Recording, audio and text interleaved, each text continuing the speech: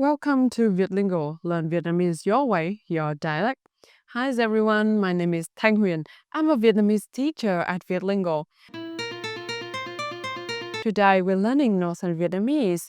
Have you ever wanted to ask a friend to go out or explain that you're going up to your apartment or popping into a shop?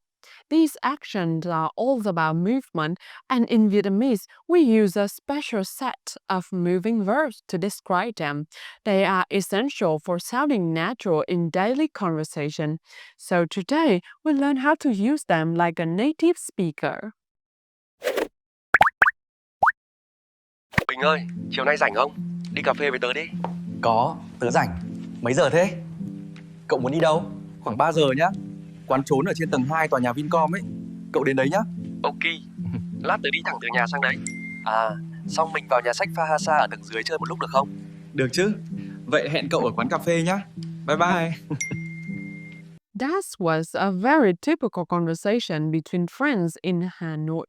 Did you catch the moving verbs? By the end of this lesson, you'll be able to understand and use 9 key moving verbs to make plans, give directions, and describe your movement clearly and naturally in Northern Vietnamese. The most important things to know is that this word can act as the main verb, the action, or as a particle that shows direction, like a preposition. Let's break them down. Một, đi, to go. This is the most common verb to general movement away from where you are. First example, as a verb, chiều nay tớ đi siêu thị. This afternoon I'm going to the supermarket. Cậu đi thảo cầm viên bao giờ chưa? Have you ever gone to the zoo? Mang cái ô này đi này, trời sắp mưa đấy. Take this umbrella. It's about to rain. 2. Đến, to come, to arrive. This verb focuses on the destination. You will use it when you're arriving at a place. For example, tôi đến sân bay rồi. I arrived at the airport. Khi nào cậu đến Hà Nội? When will you arrive in Hanoi? And the third example, as a directional particle meaning to or toward. Hãy chạy đến cái cây kia. Run to that tree over there. 3. Về, to return, go back. This has a strong sense of returning to a place of origin, like home or your hometown. In Vietnamese, we say về nhà, to go home. It sounds much warmer and more natural than just saying đi nhà, which is not correct. The first example, muộn rồi, tớ về đây. It's late, I'm heading back. Second example, cuối năm, nhiều người về quê ăn Tết. At the end of the year, many people return to their hometown for Tet holiday. Third example, as a directional particle.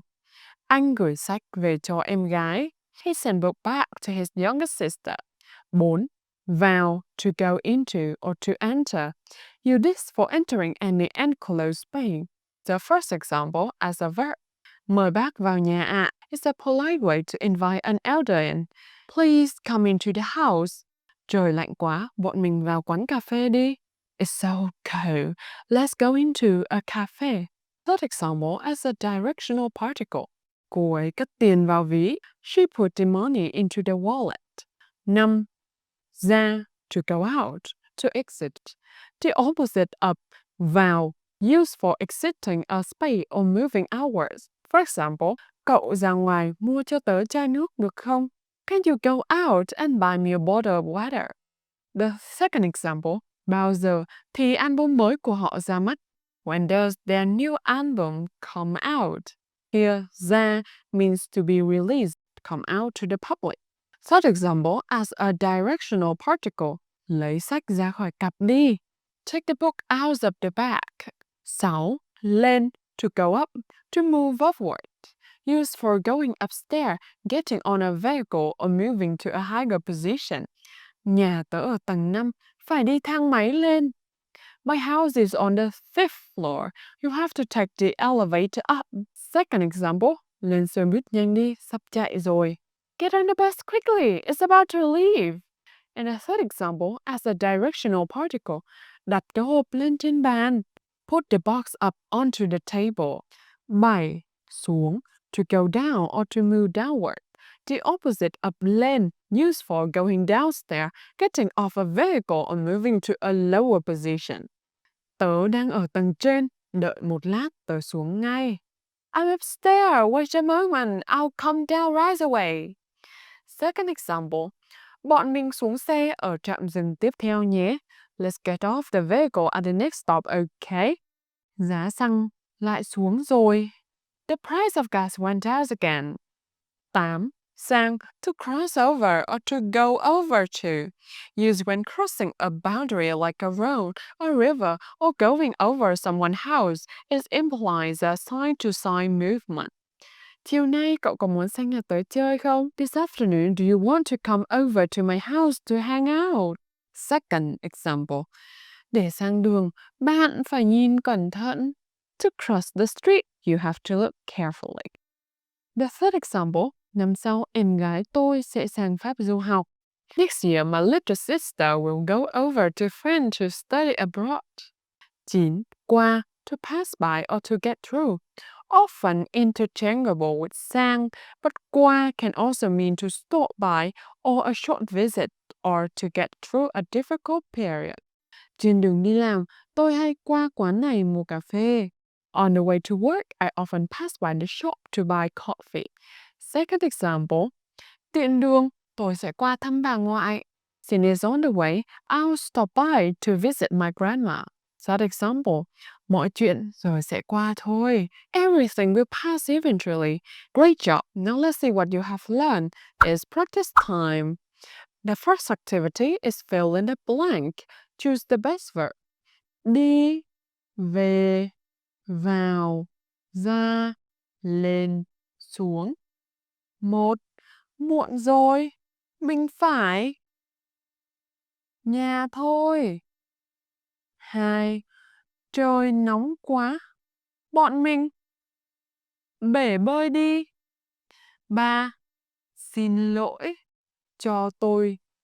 Xe buýt ở điểm dừng tiếp theo. 4. Cậu có muốn rạp chiếu phim xem phim mới không? 5. Phòng của anh ấy ở trên tầng.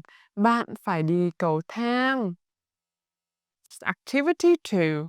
English to Vietnamese translation. 1. Can you come over to my house tomorrow? 2. I want to go into the bookstore. 3. He returned to his hometown yesterday. And that's it. Today we learned 9 essential moving verbs.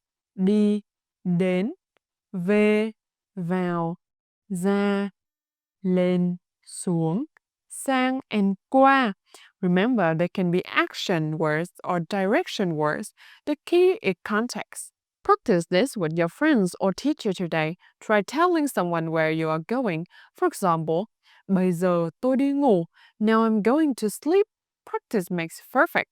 If you enjoyed this lesson, like, share, and subscribe for more Vietnamese lessons from Vietlingo. Thank you for watching. See you next time.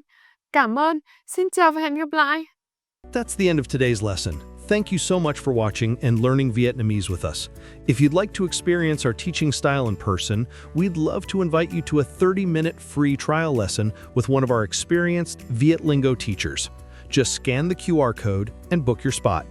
We've helped thousands of learners around the world speak Vietnamese with confidence, and we can help you too.